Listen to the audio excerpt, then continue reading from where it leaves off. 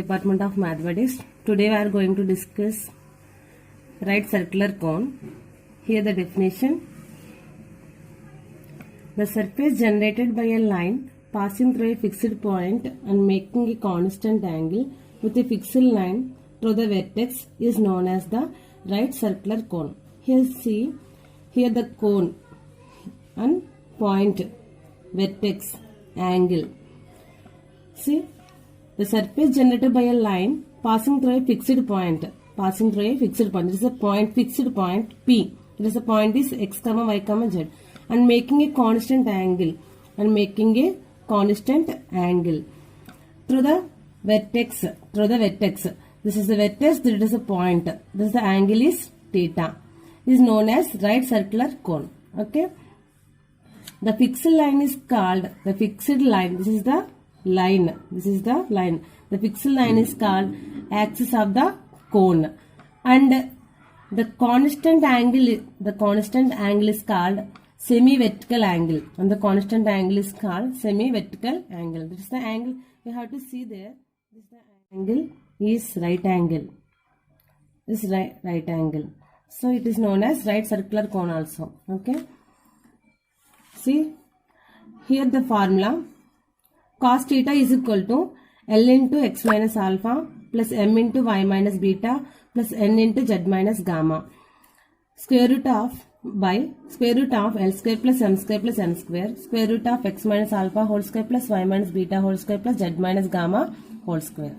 Okay. Sometimes we use this formula in the problem. Okay. Otherwise, here also the formula.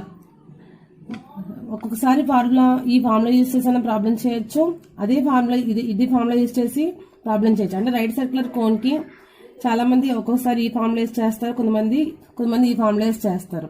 చూడండి ఇక్కడ cos theta ఉంది, నేను squaring అని both sides చేస్తాను. So squaring అని both sides ఇరువైపులా వర్గం చేస్తున్నాను. అంటే s cos square theta. Okay, దీని మొత్తంకి స్క్వేర్ వచ్చేస్తుంది. అలాగే స్క్వేర్ రూట్ స్క్వేర్ క్యాన్సిల్ అయిపోతే మనకు మిగిలేదు x minus alpha whole square plus y minus beta whole square plus z minus gamma whole square.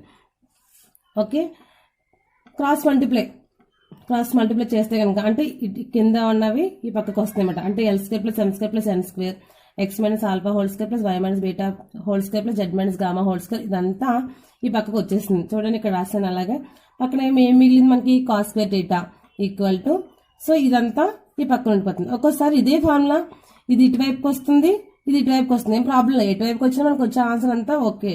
So ఈ ఫార్ములా ఇదైనా యూజ్ చేయొచ్చు, ఇదైనా యూజ్ చేయొచ్చు.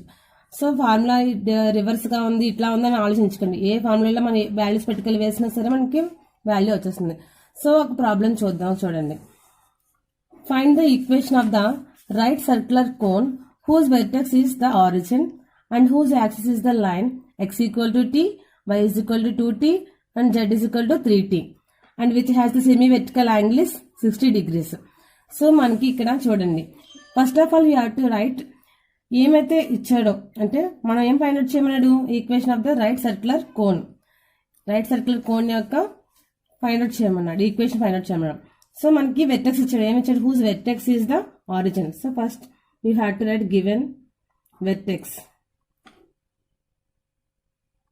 Given vertex equal to origin means all the values are 0. X value 0, y value 0, z value 0. Origin means 0, 0. X, y, z axis లో the line equation ఎలా ఉంది అంటే x equal to t, y is equal to 2t, z is equal to 3t. Okay, so మీ అందరికీ already మీకు తెలుసు line equation ఎలా ఉంటుందంటే, చూడండి. Line equation x minus alpha by L y minus beta by M is equal to Z minus gamma by N. So S అని అనుకున్నాను. For example ఇక్కడ నేను ఎస్ అని అనుకున్నాను అంతే. సో ఎస్ అనుకోవచ్చు, టీ అనుకోవచ్చు, వేరెవర్ వాట్ ఎవర్ ఇట్ ఏదైనా అనుకోవచ్చు. సో ఇక్కడ నేను ఎస్ అనుకున్నాను. సేమ్ అలాగే ఇక్కడ వాడు లైన్ ఈక్వేషన్ చెప్పి ఇచ్చాడు. సో మనం దీని లైన్ ఈక్వేషన్ లో ఇట్లా ఈ ఈక్వేషన్ ప్రకారం అంటే ఇక్కడ వెర్టెక్స్ ఎంత ఇచ్చాడు, ఆరిజిన్ ఇచ్చాడు కాబట్టి ఈ వాల్యూ జీరోలు అయిపోతాయి. ఇంకా జీరోలతో మనకు సంబంధం లేదు.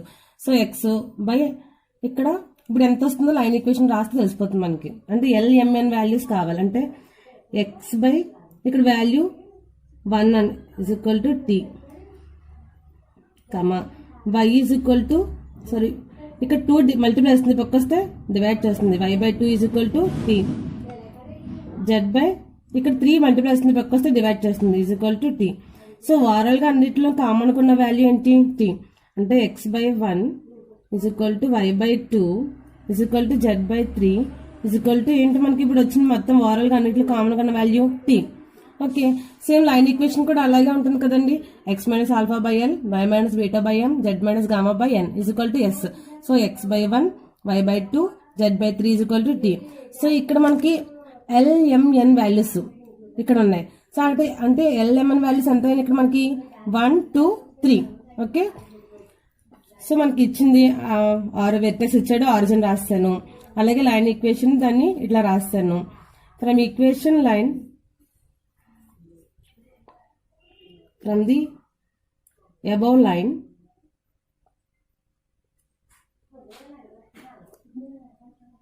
the direction ratios L, M, N is 1, 2, 3. Okay, LMN values ఏంటి మనకి ఇక్కడ 1, 2, 3. అలాగే సెమీ వెర్టికల్ యాంగిల్ ఎంత అవుతుంది మనకి? థీటా వాల్యూ 60 degrees అండి. అంటే ఇక్కడ మనకి theta value semi vertical angle is 60 degrees అని ఇచ్చాడు. సో మనం ఇక్కడ right circular cone find out చేయాలంటే థీటా వాల్యూ ఉండాలి, వెర్టెక్స్ అంటే ఆల్ఫా బీటా గామా వాల్యూస్ ఉండాలి, LMN వాల్యూస్ కావాలి. సో మనం ఈ ఫార్ములా యూజ్ చేయడానికి వాల్యూస్ అన్ని కావాలి. సో మన దగ్గర ఆల్రెడీ ఉన్నాయి చూడండి. Vertex alpha beta gamma values 0, 0, 0. అలాగే LMN వాల్యూస్ 1, 2, 3 వాల్యూస్. అలాగే theta is equal to 60 degrees. So ఈ వాల్యూస్ అన్ని పట్టుకెళ్ళి ఈక్వేషన్ లో వేస్తే కనుక సో LMN వాల్యూస్ ఎంత అండి? 1, 2, 3. So 1 square metre 1 square plus 2 square plus 3 square. So x అట్లాగే ఉంటుంది minus vectors alpha beta gamma values అంటే ఆరిజిన్ అని చెప్పారు, అంటే 0, 0, 0. So alpha value 0 whole square plus y minus 0 whole square plus z minus gamma z minus 0 whole square. So ఇక్కడ cos square. Theta value ఎంత ఇచ్చారు మనకి? 60 degrees.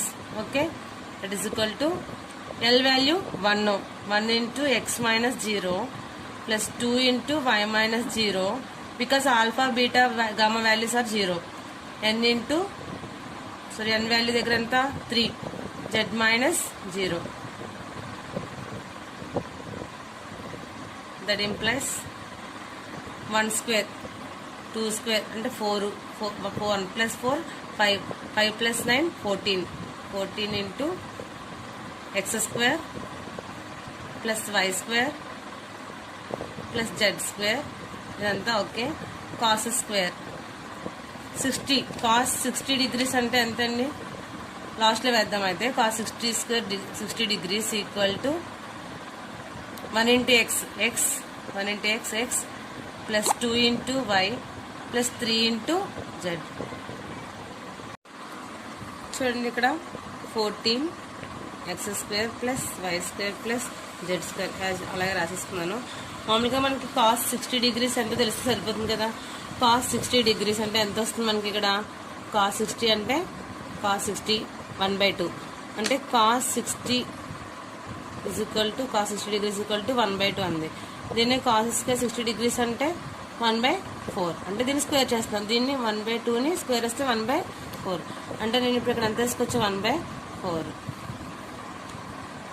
ఇక్కడ ఏమొస్తుంది మనకి? సరే, ఇక్కడ నేను స్క్వేర్ మర్చిపోయాను. ఇక్కడ ఫార్ములా ప్రకారం ఇక్కడ స్క్వేర్ వేసుకోవాలి. అంటే ఇదంతా మనకి ఏమవుతుంది? స్క్వేర్ అవుతుంది. ఓకే, ఇక్కడ a plus b plus c whole square ఎలా ఉంది formula? a plus b plus c whole square formula. So మీకు ఆల్రెడీ తెలుసు a plus b plus c whole square అంటే formula a square plus b square plus c square plus 2ab plus 2bc plus 2ca.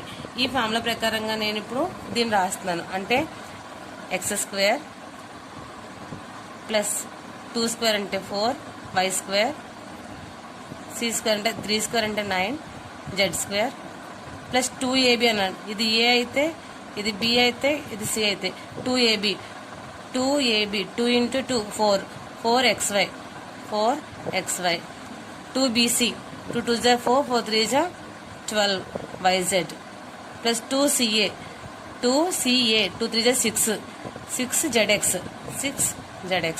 Okay, ఇక్కడ 2 table ఇది 2 times, ఇక్కడ ఇది 7 times అవుతుంది.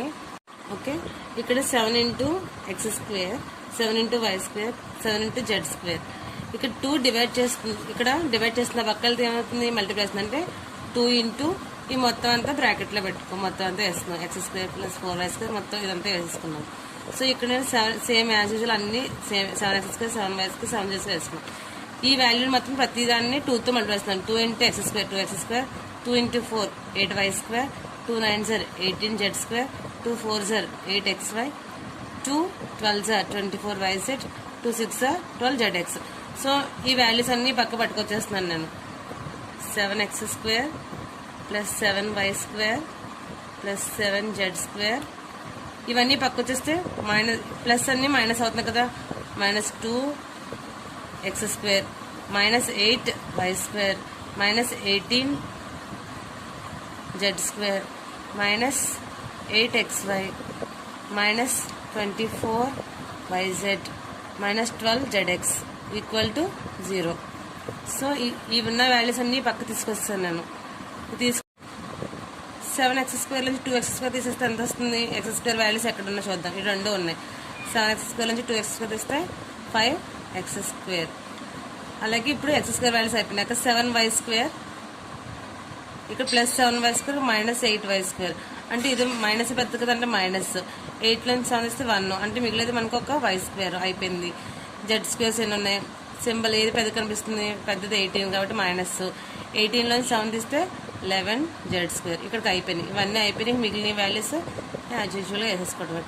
Minus 8x minus 24yz minus 12zx equal to 0. ఇదే మనకి right circular equation, right circular cone equation.